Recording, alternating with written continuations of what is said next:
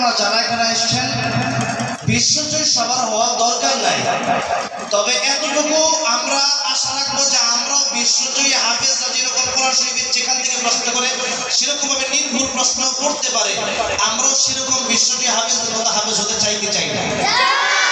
এবং আল্লাহ যেন আমাদেরকে যোগ্য আলেম পাঠ করেন, আমিন। এখন আমি একটা কথা বলতেছিলাম, এই কথাটা বলি আমি মাইকটা উঠাই দিব আমার কথাটার হাতে। আমি যে কথাটা বলতেছিলাম, গতকালকে দেখলাম মুফতি আমির হামজা বাংলাদেশের শ্রেষ্ঠ মুফাসসিরের মধ্যে, শ্রেষ্ঠ 10 জন মুফাসসিরের মধ্যে উনি একজন মুফাসসির। এত সুন্দর গঠনমূলক কথা উনি বলেন, মুফতি আমির হামজা সাহেবের তাফসীর আমি নিজে শুনি।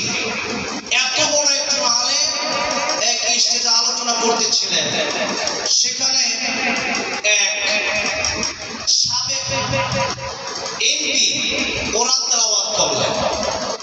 তো কোরআন তেলাওয়াত করার সময় এমন তেলাওয়াত করলেন যে তেলাওয়াত তার ভুল হয়েছে। আমির হামজা সাহেব সেই ভুলটা ধরায় দিল, সে খেপে গেল। এরপর আমির হামজা সাহেবের বিরোধিতা করার জন্য সে ইংলিশ বলতেছিল আমির হামজা সাহেবের সাথে।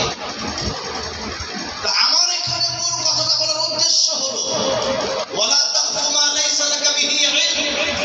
আপনার যে ইলম নাই আপনি সেটা বলতে যাবেন কেন? আজকে বাংলাদেশের অসংখ্য অগণিত মাদ্রাসা আমি দেখেছি, যারা মাদ্রাসার পরিচালক হয় তাদের কোরআন তেলাওয়াত শুদ্ধ থাকে না। আমি বড়ই আফসোস করি তাদের জন্য, যারা মসজিদে ইমামতি করে কিন্তু তাদের কোরআন তেলাওয়াত শুদ্ধ হয় না। অথচ আমি আগেই বলেছিলাম ওর নামাজ ভঙ্গের কারণ কয়টা? প্রথম কারণটা কি? নামাজ শুদ্ধ পড়া। এই তো যে আপনারা এটা শিখেছেন, এটা আপনাদের জন্য অনেক বড়, এটা অনেকে জানে না। আমি একদিন এক পাম্পে গেলাম, সেখানে একজনের পিছনে নামাজে দাঁড়ায় গেলাম। সাধারণ মানুষ তো নামাজের ভিতরে পড়ছিল কুল হু আল্লাহু আহাদ, কোথায় আহাদ আর কোথায় আহাদ, দুইটা অক্ষর ভুল হয়েছে। দুইটা অক্ষর ভুল হওয়ার কারণে পুরো অর্থ চেঞ্জ হয়ে গেছে। আহাদ মানে আল্লাহ এক, আর আহাদ মানে ওয়াদা। ওই আল্লাহ এক, ওই আল্লাহ ওয়াদা।